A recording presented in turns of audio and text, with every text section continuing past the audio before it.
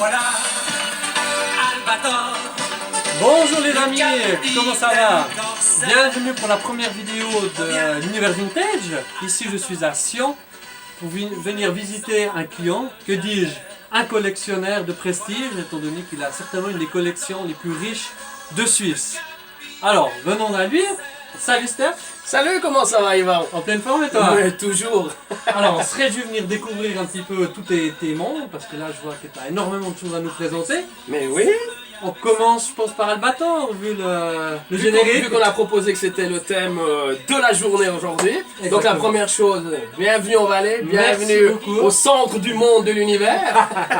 Qu'on va commencer par parler du Valais, effectivement. Mais on a choisi aujourd'hui Albator.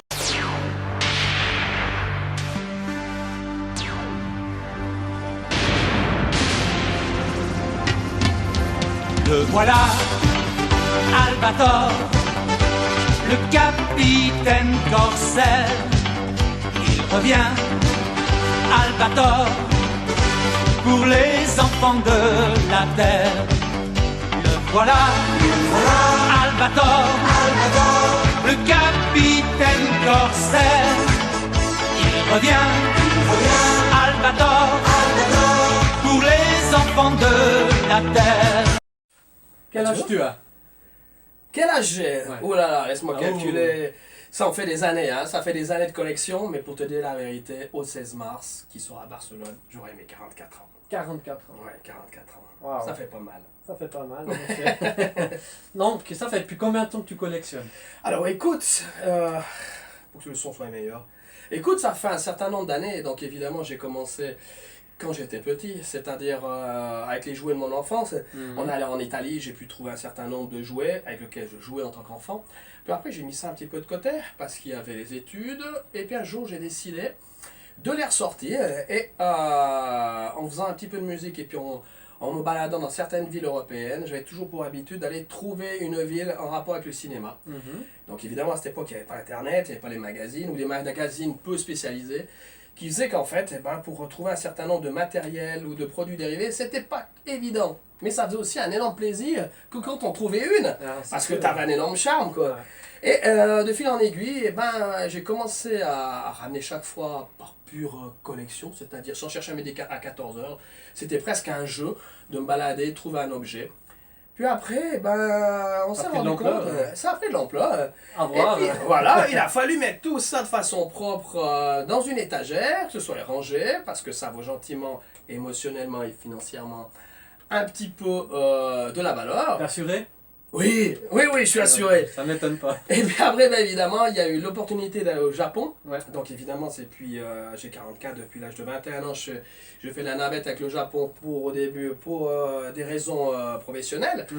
Arrivé là-bas, je me suis rendu compte qu'évidemment, c'était énorme. Il y avait des magasins incroyables. J'étais complètement largué par rapport à la masse d'informations, de matériel.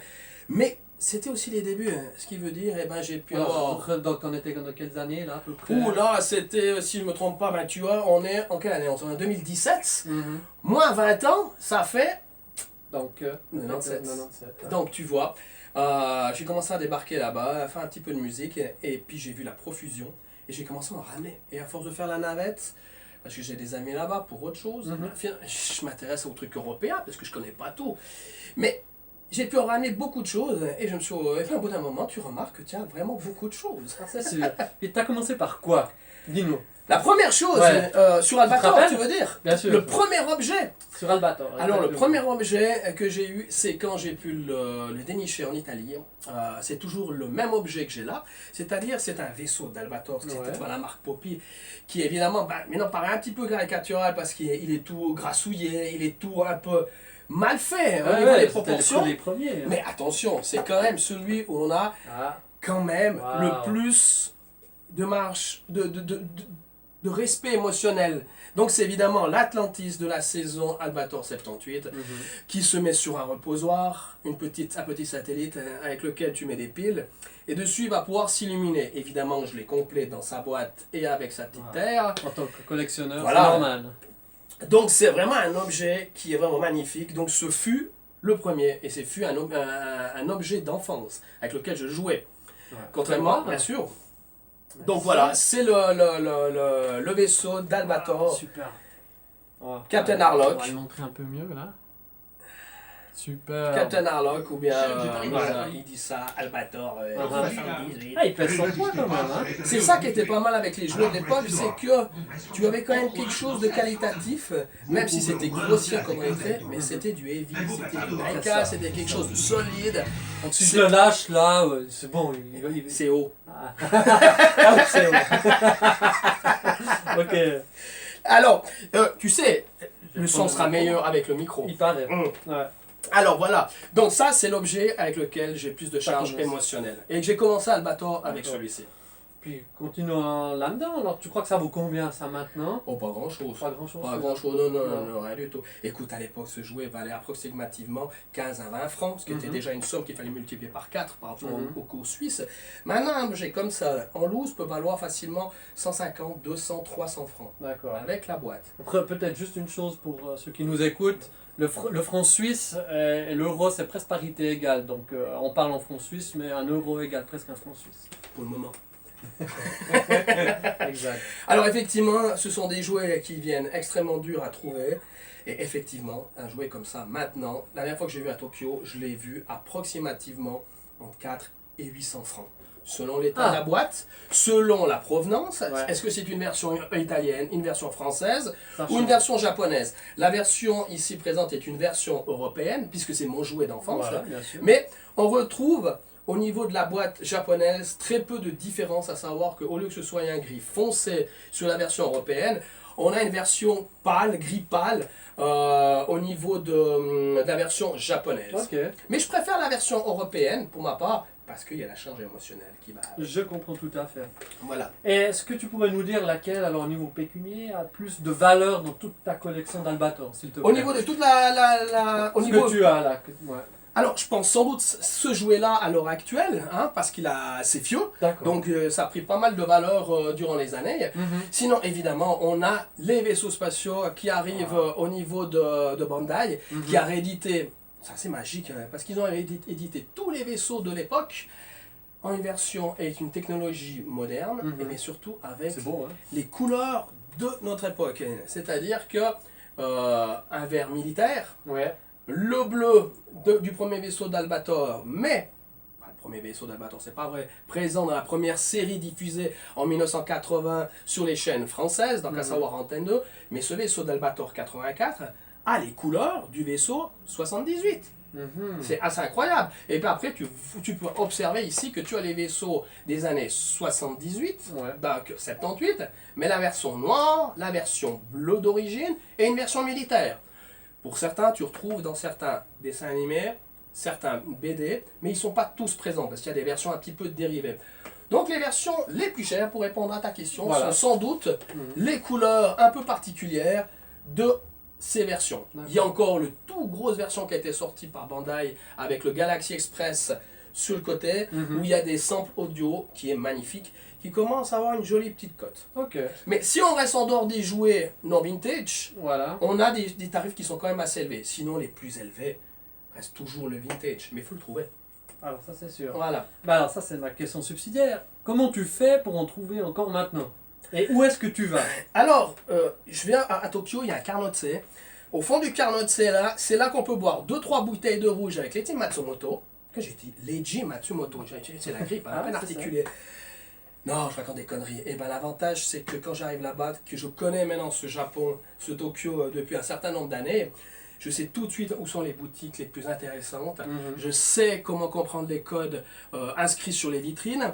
Je sais comment négocier avec la personne, avec le vendeur. Et je sais surtout où sont les nouveaux magasins qui ne sont pas forcément en première ligne bien sûr. sur les rues comme Akihabara, ou bien Nakano, ou bien Osaka. Si tu connais un petit peu, tu vas un petit peu derrière. Et puis, tu peux avoir des choses très intéressantes à un prix un petit peu plus correct.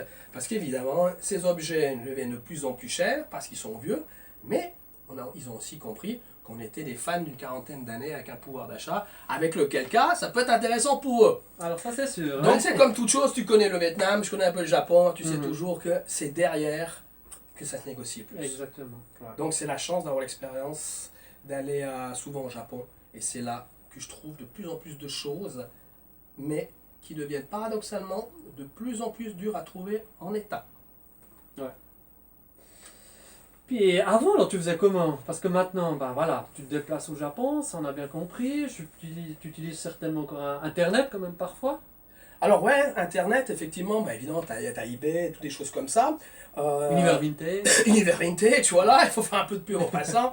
Écoute, au début, c'était quand même une sacrée organisation, c'est-à-dire qu'il y avait les magasins spécialisés à l'étranger dans lesquels je pouvais me rencontrer des gens, je veux dire, et avoir des informations, avoir des fanzines, des magazines avec des adresses et des contacts avec lesquels je devais téléphoner, parler en anglais, essayer de discuter avec quelqu'un afin d'avoir d'autres informations pour rebondir vers un autre gros collectionneur qui décide faire un échange.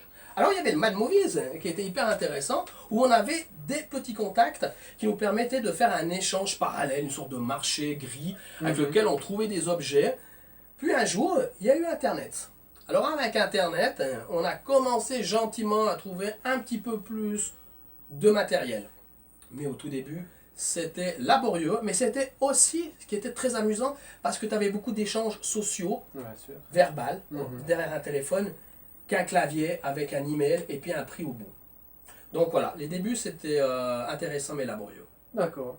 Bah merci beaucoup. Mais écoute, on te connaît mieux maintenant, c'est et cool. le Carnotse de Leiji Matsumoto oui, est merveilleux. oui. Il y a une énorme planète derrière. Et arrête. Ah, qu'est-ce que t'as pu dénicher Mais là-bas? regarde, mais je te raconte pas des mensonges. Il y a le pinard Albator. Alors évidemment, c'est la photo du dernier film qui a été fait. Mais il n'y a qu'au Japon que tu vois des trucs pareils. C'est quand même merveilleux. Le vin japonais, Captain Harlock. Pour un valaisan, hein. C'est génial, ça faut absolument avoir. C'est ça. Voilà. Merci. Mais écoute, tu me sens. Non. C'est lourd.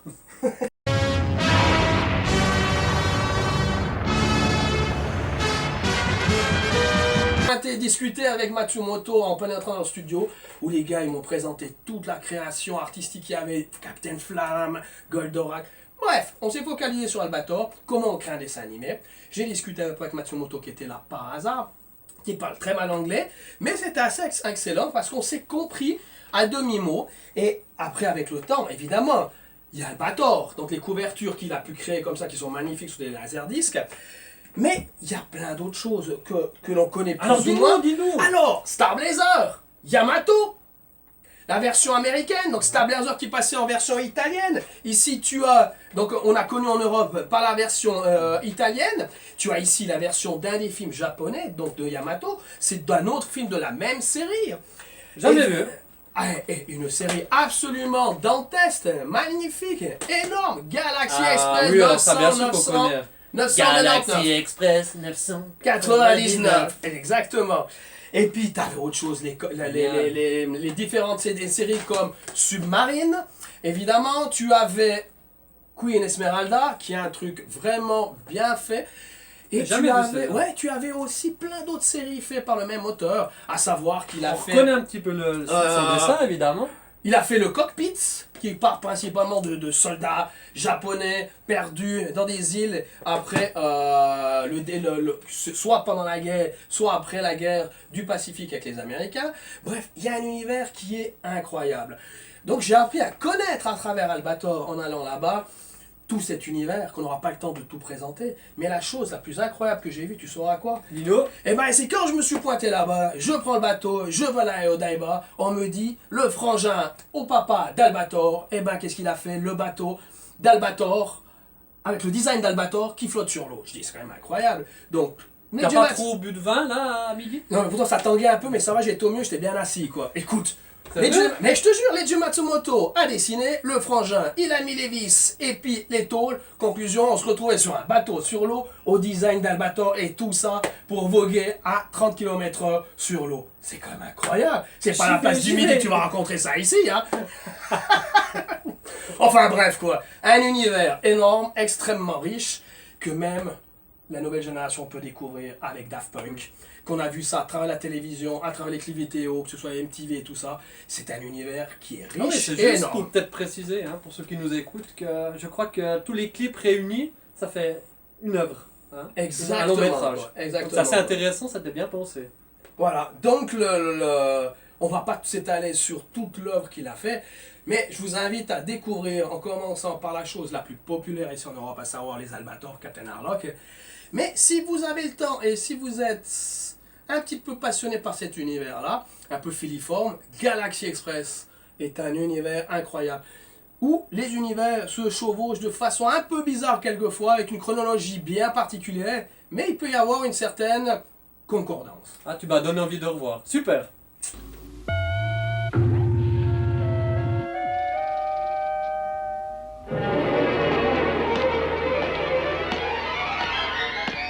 Je suis là. Qu'est-ce que vous me voulez? Je te présente le commandant suprême des forces humanoïdes sur la Terre. Je suis Albator. Le capitaine de l'ombre de la mort. Ça doit vous suffire comme présentation. Alors, ce qu'il faut quand même savoir sur Albator, c'est que c'est tiré d'un manga qui date de 1977, d'un Matsumoto qu'on a parlé tout à l'heure. Et c'est un space opéra, d'accord? Ouais, 42 épisodes. 42 épisodes. Du en moins effet. pour la version Albator 78, Mhm. qui en fait est particulier parce qu'elle raconte la deuxième saison de l'histoire, vu que l'Albator 84, a priori, serait le début de l'histoire. Ah, c'est pour ça qu'il avait encore les deux yeux. Oui, et la cassette dont je t'ai parlé tout à l'heure raconte, façon générique, pourquoi il perd un œil et à cause de qui et pour quelle raison il va s'embarquer à travers ce vaisseau. Parce qu'à la base, au début, c'est un employé qui est convoyeur avec un vaisseau, qui convoie des marchandises. Et pourquoi il va se rebeller contre un système, ou plutôt une oppression qui ne lui convient vraiment pas. Voilà.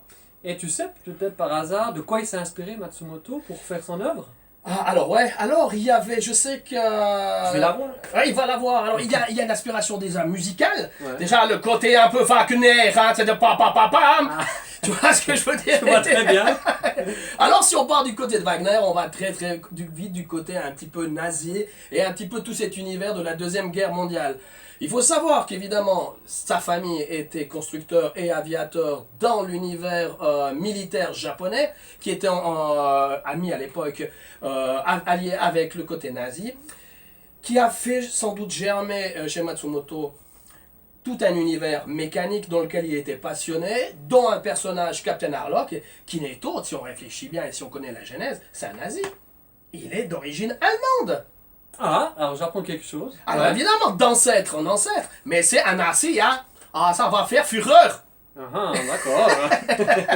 Alors tu retrouves tout ce concept, toute cette énergie, c'est toi qui m'as parlé tout à l'heure autour d'une bonne bouteille de rouge valaisan, des anneaux de Nibelungen. C'est ça, exactement. C'est ça. Et on retrouve justement... Qu'on retrouve aussi dans Saint Seiya, en parenthèse. Oui, parce que ce sont évidemment, la musique de Wagner est reprise de Wagner, mais on retrouve tout un arrangement orchestral fait par des musiciens qui jouent en live à l'époque. Ce qui veut dire, c'est que tu te retrouves avec une bande-son qui a été faite autant pour Saint Seiya que Captain Harlock, c'est-à-dire Albator, mais avec une conception, un dynamisme, des cuivres, une fanfare. Mais c'est majestueux. Tout ça mélangé donne un côté extrêmement martial. C'est Yokoyama, si je ne m'abuse, hein, qui a fait Ouais, c'est ça. Ouais, Ouais. c'est pas mal du tout, quoi. Ouais. Donc voilà, après évidemment, arrivant en France, en Europe, c'est pas si mauvais hein, au final. Ils ont décidé de tout refaire la bande-son par Barbelivien, Didier Barbelivien qui a fait le générique, mais qui a travaillé un certain nombre de passages audio version française. Donc un petit peu plus, je dirais un peu plus disco, avec un tempo un petit peu plus lent, qui donne une sorte de noirceur, un peu une sorte de gothique, c'est presque du new wave, quoi. Donc pour nous enfants, en regardant ça, mais c'était hyper charismatique, c'était presque effrayant. T'imagines des nanas, Ouais, je sais. des nanas ennemies qui prennent feu quand on les tue. Mais t'as 8 ans, t'es collé à l'écran, t'es là devant, tu vois même plus les flammes, tu vois carrément l'humus. Et c'est les femmes végétales, n'est-ce pas? Exactement. Tu te souviens comment elles s'appelaient? Les sylvidres. Les sylvidres, ouais. Et après, il y avait les humanoïdes dans la deuxième saison qui raconte la première partie de l'histoire. Mais au final, Albator, comme dans toute chose de l'Eiichi Matsumoto, c'est la recherche d'un paradis pour soi-même.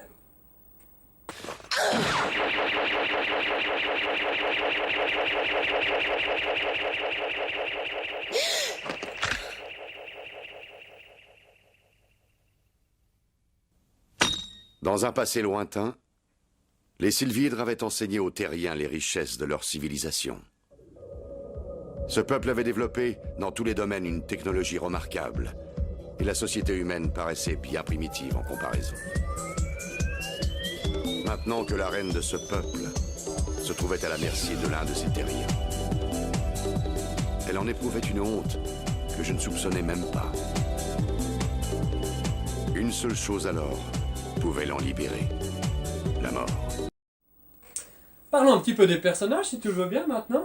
Oui. Est-ce que tu peux nous parler de ce petit bonhomme Oh là, c'est le Alfred, petit- non? Ouais, si tu veux, c'est Alfred dans la version pourrie en français, mais qui était quand même bien agréable à Ah. écouter. Quand même. Écoute-toi, c'est Toshiro, c'est le pote Albator, c'est le mec qui pompe des verres, mais il est presque un malaisant, il manque juste les étoiles. Hein, mais c'est le gars qui fabrique les vaisseaux, c'est le mec qui a dit à Albator, viens, donne-moi un coup de main, pilote le vaisseau, je veux construire un vaisseau, et allons vers la recherche du paradis qui nous convient plus du tout dans cet univers terrien qui est opprimé. Donc Toshiro, le meilleur ami japonais de cet Albator allemand. Donc si je te comprends bien, c'est lui qui a fabriqué l'Atlantis. Exactement, c'est aussi le papa de Stelly. Ah, voilà. C'est aussi lui qui aura la maladie d'espace, avec lequel, une sorte de cancer, avec lequel il va décéder dans un épisode. Son âme va être transférée dans une de ses machines, à savoir un des vaisseaux d'Albator, qui peut être au final une sorte de prolongation de l'âme et de la machine. Ce qui donne à côté quand on est enfantin, tu comprends rien du tout, ou très peu. Mais quand tu es un petit peu plus adulte, c'est pas si mal. Et puis pour rebondir par rapport à ce qu'on discute de ça, c'est que toute cette histoire est vue à travers les yeux d'un jeune homme, Ramis. Donc ce petit bonhomme, c'est une figurine japonaise, c'est ces petits gâchapons. Donc c'est Ramis qui va s'engager dans un équipage avec une folie des grandeurs, là, le désir de venger son père en tuant tous les civils, tous les humanoïdes, parce qu'il a été avilé. Il va entrer dans un vaisseau militaire, piloté par Albator, où au final il se rend compte que ça lui convient très peu, parce qu'il n'y a aucune hiérarchie, les gens boivent de l'alcool, il n'y a pas de règles. cool. C'est cool, hein? Et tout le monde fait un peu ce qu'il veut. Il y a une sorte de liberté totale, et il n'est pas du tout dans cet état d'esprit. Il imagine un vaisseau bien militaire, un côté héroïque. Durant les épisodes, on va pouvoir comprendre, donc, à travers ce personnage, ça dépend de l'âge que tu as, que la vision du concept de Leiji Matsumoto va varier, va être plutôt sur une version plus mature, une version plus libérale, sur la confiance de l'être humain qui apporte le maximum de lui-même pour amener l'eau à son moulin, contrairement à une imposition militaire pour donner le meilleur de toi-même. La motivation est meilleure quand elle vient de toi-même. Malheureusement, on conserve les qualités, mais aussi les défauts qui seront présents dans ton petit bonhomme. Et puis, dans ce vaisseau, Je le veux. donc évidemment, on fait que de parler. Ah. Voilà, donc celui-là, c'est une jolie pièce française. Hein. Donc le c'est Albator, français, ça. ouais, ça c'est pas mal. Donc, Ok. ça, Attends, je peux le oui, montrer? tu peux le prendre. Albator, son fauteuil, Waouh. sa bouteille de rouge. Il te ressemble un petit peu. Ça va. Il n'a pas les étoiles, puis il n'a pas l'accent valaisan. Hein. Ah ouais. Attends. Arrête, tu vas tout gâter. Tu vas tout gâter. Alors, ouais, donne ici. Et puis, tu vois, le dernier personnage, il y en a tout plein d'autres, mais que je vais te présenter. Donc, la petite mételle du Galaxy Express 999 qui Non. passe sa vie à passer en train. Donc, elle a l'abonnement des CFF et puis elle passe, Ça c'est clair. elle passe son Excellent. temps. Dans les CFF, c'est le machin, tu sais, pour tu mets dedans, ting, pour le train, version helvétique. Hein. Voilà. Donc voilà, donc c'est métal et on retrouve, regarde-moi ça, c'est un objet qui fait absolument 15 cm de haut dans les petits appartements japonais, mais tu avais le souci du détail. Hein, Totalement, ouais. c'est quand même assez magnifique. Donc on retrouve un peu ces années 70 filiformes, ces cheveux longs, un peu à la Bardot, à la Jane Birkins. Hmm. Vu qu'on est encore dans les personnages, une petite question. Tu sais pourquoi ça s'appelle Albator en fait? Parce que on dit que enfin, le nom japonais c'est Captain Harlock. Captain Harlock. Donc d'où vient ce nom? Ouais, écoute, ben, il y avait Captain Haddock, ça veut pas le vendre, donc évidemment pour pas qu'il s'engueule, je crois que l'importateur, voire le créateur musical, s'est dit on peut pas avec Captain Harlock. Donc il était fan d'un gars qui s'appelait Balatros ou un rugbyman Ouais, c'est qui ça. portait le nom, C'était c'est son ça, hein. entraîneur. Voilà, exactement. Et puis le or, ça sonnait pas mal. Balator et hop, Albator, voilà, c'est tout Ouais, cas c'est plus un jeu vendeur. de mots parce qu'il était aussi Voilà. rapide comme Albatros. puis c'est un Voilà, jeu de mots. exactement quoi. Ouais, c'est Eric Chardin, hein, le chanteur aussi, Ouais, compositeur de Albator. C'est ça, c'est ça. Mais pour conclure ce passage-là, à mon avis, je trouve que Harlock, ça sonne tellement mieux. Mais on est tellement habitué qu'à Albator que les deux me conviennent. Bon, monsieur. Voilà. Albator, Harlock, Albator. Comme tu veux. Allez, Albator! désolé pour votre avion, mais il va falloir rentrer à pied. Ah, c'est ma faute, j'ai fait une erreur de débutant. C'est pas une faute de débutant, c'est un coup de malchance. Je vous ai vu manœuvrer, c'était bien. Vous savez piloter un avion? Disons que je suis un technicien de l'aéronautique. Pas la peine de vous dire mon nom, c'est trop compliqué. Appelez-moi Alfred. Puisqu'on en est aux présentations, appelez-moi Albator. Albator? Mais alors, l'auteur du livre, c'est vous? C'est pas moi, c'est mon père. Alors Steph, mis à part tout ce qui est le côté de l'histoire de Matsumoto, qu'est-ce qui t'a séduit dans cette œuvre? Écoute, il y a quand même une forme graphique qui est quand même importante. On retrouve dans tous ces années 70-80 des idéogrammes, des couleurs qui sont quand même très propres évidemment au Japon et à ce graphisme qui est différent de l'européen. Mais regarde voir, tu prends des 33 tours comme ça. Évidemment c'est du Matsumoto, ça c'est Princess Millennium. Mais regarde-moi la qualité graphique. Regarde-moi quand tu prends des épisodes, des parties sonores avec de beaux emballages comme Yamato, avec un double comme ça, c'est quand même absolument magnifique. Regarde-moi ce graphisme typique. Les gentils me donnent tout ça. Hein. Ouais, t'as vu, simplement j'ai une caisse enregistreuse puis j'ai un flingue, après s'il part trop vite.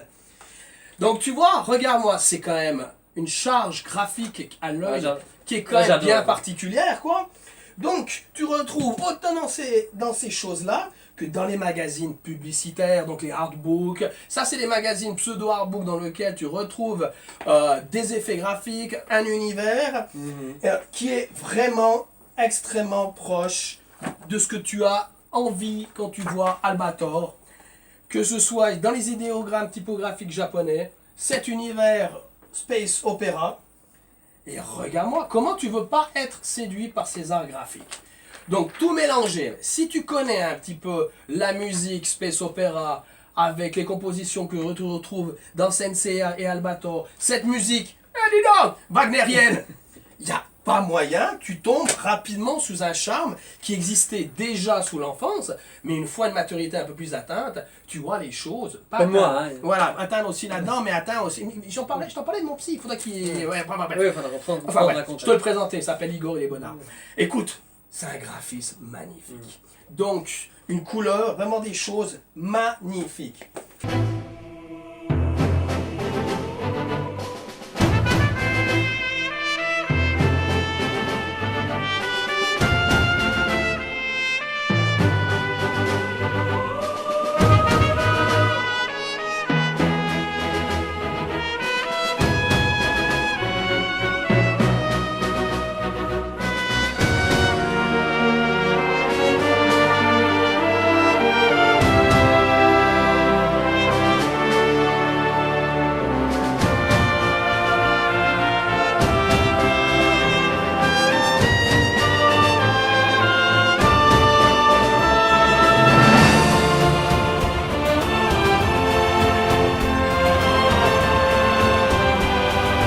Alors ici j'ai entre les mains deux artbooks d'époques différentes, n'est-ce pas?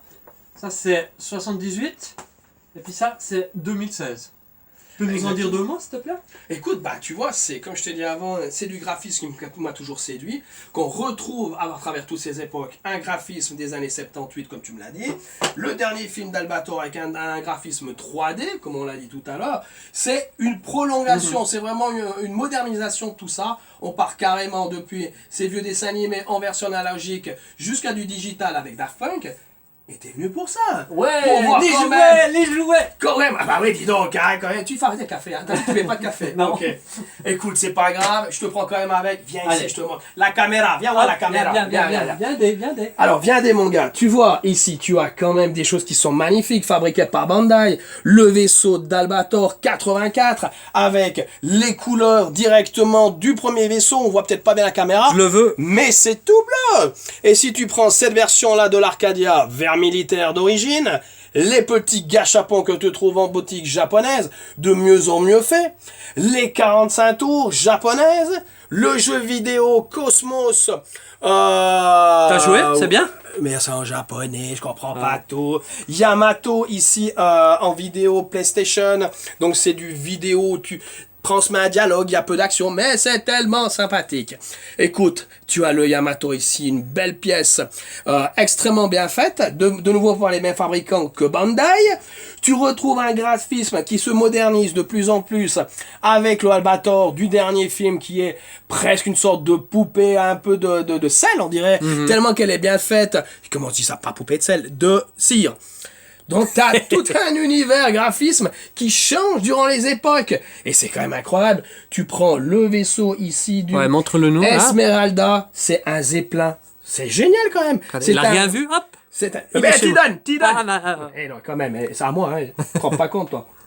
Bref, c'est un univers assez incroyable que tu peux trouver des produits dérivés où tu n'en finis plus. Il y a quand même un truc qui est quand même incroyable. Montre-nous. Ah, regarde voir ça. Pour ton iPhone. Ah oui. C'est quand même pas mal, hein. C'est rigolo. Ah oui, l'Albator est dans ton iPhone. Tu n'en sais jamais si ça cause. Tu aurais peut-être avoir les Gematsumoto à Bodyfill. En fait, voilà. Donc, tu te présentes tous ces produits dérivés, et il y en a bien plus au niveau d'Albator, avec une richesse de graphisme visuel des années 2016 jusqu'à 1978-78. Et si on passe ici à côté, Ouais, montre-nous. on retrouve d'autres belles pièces. Donc de nouveau, le premier vaisseau d'Albator ici. Je dis premier vaisseau, mais il fait partie de la première saison diffusée avec sa couleur d'origine bleue. Une version noire, une version vert militaire que tu trouves dans certains mangas papier et certains animés où il apparaît avec ces teintes-là. L'album magnifique d'Albator, donc la Voix de la Liberté, qu'on voit ici derrière avec le logo 999. Après, les poupées Albator, les logos avec ce graphisme des années 70 Albator et la musique d'époque. Le petit Tochiro et ça Alfred. Ouais, c'est ça. Et regarde, la voiture d'Albator que tu vois vaguement dans un épisode. Ah, je connaissais pas. Écoute, c'est un objet qui est assez cher. Faut pas laisser tomber. Il était, mais parfaitement neuf, jamais ouverte, sauf maintenant, évidemment, et que je ramenais du Japon. Je trouve ça absolument magnifique au niveau du design. Très sympa. Donne, tu vas tout gâter, tu vas tout gâter. Alors, tu poses ça ici comme ça. Je la reprendrai après.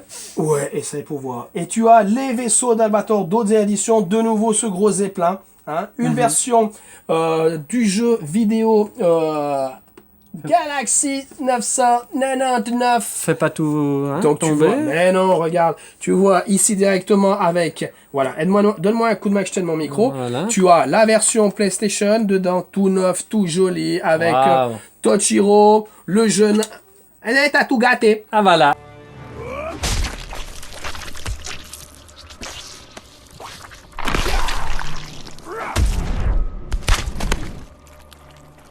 Johnny Cage wins. Flawless victory. Fatality.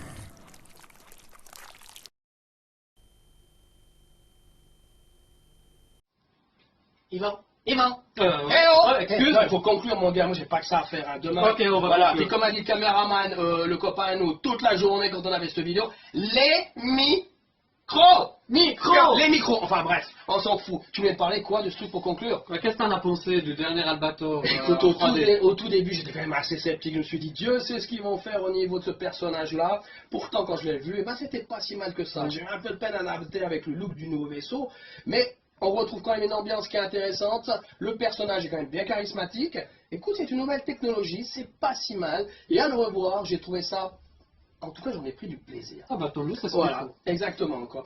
Bon, bah écoute... Alors, peut-être une petite anecdote là, c'est marqué Corsaire de l'espace. Je trouve que c'est un nom galvaudé, non? Ouais, mais je crois que ouais, il n'était pas dans un galion, c'est plutôt un pirate. Bon, c'était plutôt un gars épris des libertés. Donc le corsaire de l'espace, c'est un truc où ils sont de nouveau gourés. C'est un truc d'enfance. Mais est-ce que c'était bon quand même? Oh, Même si ok, tout oui. est faux. Bon, bah mon grand, ça m'a fait plaisir. Est-ce qu'on a Merci tout dit? On n'a beaucoup. pas tout dit? On a Pas dit. tout, mais c'est pas grave. Voilà, On a vu c'était... l'essentiel, j'espère que ça vous a fait plaisir. Voilà, pour la première, on est quand même pas si mauvais. Non, on est quand même assez mauvais, hein, quand même. On va se rattraper, vous inquiétez pas. Voilà, on fera pire la prochaine fois. Et la prochaine fois, je vous promets, on viendra sobre. Qu'est-ce qu'on pense? Ce sera plus simple. Parce que maintenant, il est l'heure de l'apéro. Alors pour la prochaine fois, si vous aimez l'univers de Goldorak, que tu adores, n'est-ce pas? Grandizer, UFO Robo Grandizer Daichi. Ta promesse, ça va être du très très lourd. Avec de la bricotine. Avec On de la verra, bricotine. on verra. Bon, sur les mecs, moi j'en ai marre, c'était sympa, j'ai bien rigolé. Beko, voilà. Merci. À la suite, Et on voit d'ici ces là, épisodes. si vous aimez le vintage, n'oubliez pas d'aller visiter la boutique universvintage.com. Merci beaucoup. Chez lui, Et à bientôt. comme disaient les Indiens, see you, See you. later. Allez, tu casse-toi. Albator,